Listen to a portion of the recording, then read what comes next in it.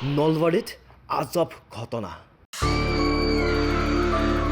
কোনো অদৃশ্য শক্তিয়ে লণ্ড ভণ্ড কৰিছে ঘৰৰ সামগ্ৰী। ঘৰৰ চাল বেৰত শিলাবৰ্ষণ অদৃশ্য শক্তিৰ। চৰম আতংকত এটা পৰিয়াল। এই অদ্ভুত ঘটনাই সৃষ্টি কৰিছে কৌতূহল। বিজ্ঞান প্ৰযুক্তিৰ জয়যাত্ৰাৰ সময়তে নলবাৰীত সংঘটিত হৈছে এক আজব ঘটনা। নলবাৰীৰ সন্ধিলিৰ ভগৱান ডেকাৰ ঘৰত এতিয়া যেন অদৃশ্য শক্তিৰ তাণ্ডৱ। নিশা হ'লে ডেকাৰ ঘৰৰ ভিতৰৰ সা সামগ্ৰী লণ্ড ভণ্ড কৰে কোনো শক্তিয়ে। ঘৰৰ চাল বেৰত কোনোবাই যেন নিশা হ'লেই কৰে শিলা বৰ্ষণ। বাৰান্দাত মানুহৰ বিষ্ঠা ত্যাগ কৰি দুৰ্গন্ধময় কৰি তুলিছে ঘৰৰ পৰিৱেশ। শিশুৰ মুখৰ খাদ্য পেলাই দিয়ে এই অদৃশ্য শক্তিয়ে। প্ৰায় এসপ্তাহে অনিদ্ৰা অনাহাৰে চৰম আতংকত ভুগিছে পৰিয়ালটোৱে। প্ৰকৃততে কি হৈছে ভগৱান ডেকাৰ ঘৰত? কোনে কি উদ্দেশ্যেৰে এনেদৰে অতিশয্য চলাইছে পৰিয়ালটো?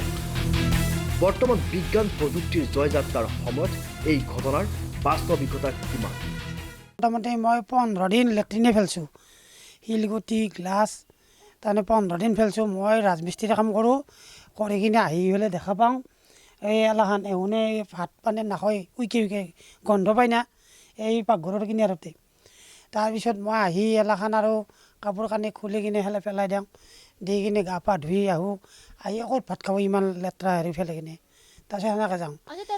তাৰপিছত সেনেকৈ আৰু পৰৰ ঘৰত কাম কৰিব যাওঁ। মই ৰাজমিস্ত্ৰী কাম কৰোঁ, কৰি কিনে লাষ্টত সেন কৰি আৰু গৃহস্থৰ ঘৰত আৰু যাই কিনে কওঁ বোলে না ঘটনা এই তুমি চাহ কাপ খাওঁ, মোক চাহ কাপ দেই, চাহ কাপ খাই আহোঁ আৰু যে ঘৰত আহি পেলাই চাওঁ আৰু ঘূৰিও সেই অত্যাচাৰ উদ্ভণ্ডালি।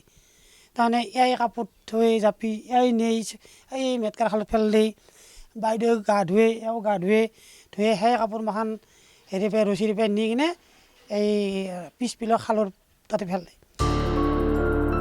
সম্প্ৰতি এই অদ্ভুত ঘটনাই সৃষ্টি কৰিছে তীব্ৰ কৌতূহল। একেদৰে ঘটনাৰ সত্যাসত্যৰ উচিত অনুসন্ধান বিচাৰিছে স্থানীয় ৰাইজে। নলবাৰীৰ পৰা কালিন্দ কুমাৰ বৰ্মনৰ ৰিপৰ্ট, নেশ্যন এনি।